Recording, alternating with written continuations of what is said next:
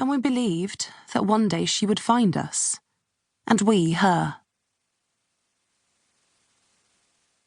Formal beginning.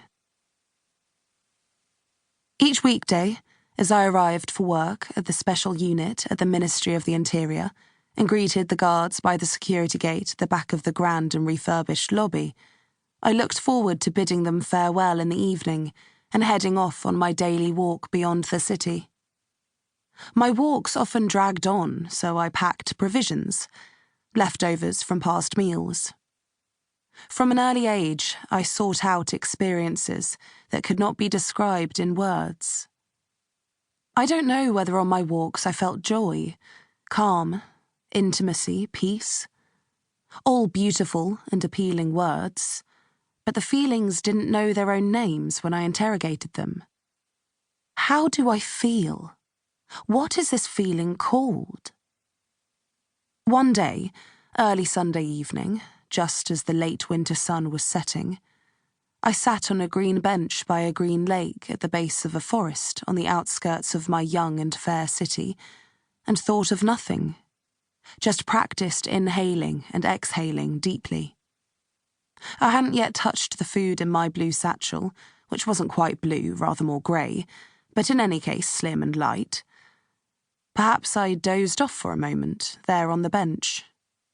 It wasn't like me to doze in the open, but I can't rule out the possibility that it could have been a dream. On the lake, I spotted swans, or rather, creatures with a hybrid form of swan and human.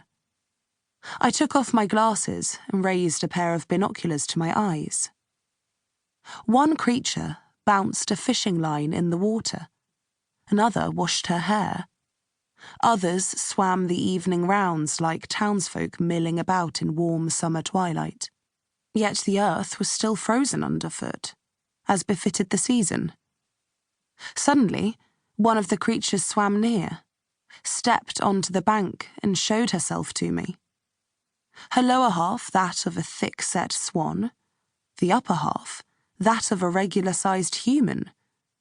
At the pond in the centre of town I sometimes fed the ducks.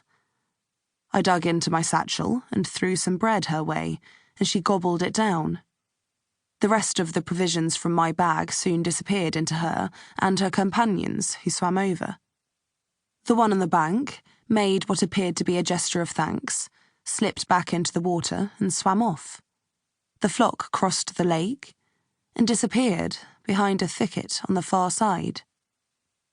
A pair of ravens flew east towards the hills beyond the lake, their final reconnoitre before turning in for the night. The traffic on the highways skirting the lake to the south and west had calmed. I shook off my stupor and marched in the direction I had seen the creatures disappear.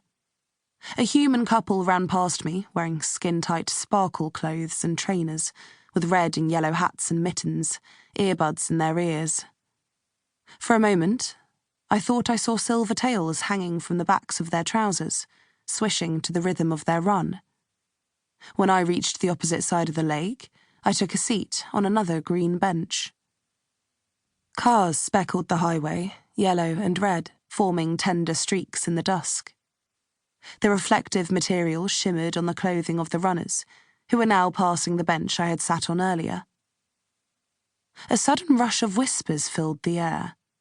A female voice began to sing, and more voices joined in for the chorus. The runners nodded as they passed me again, then disappeared behind a bend in the path.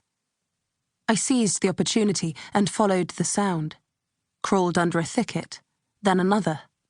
There, in a forest glade, a group of swanfolk sat singing around a pyre, playing dented guitars, a bruised trumpet, ripped drums, a ukulele.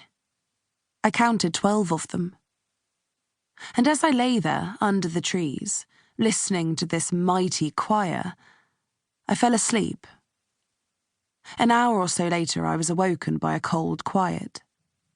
The scent of an old fire hung in the air, but nothing was visible except darkness, and I was afraid of the dark. I couldn't distinguish between myself and my surroundings.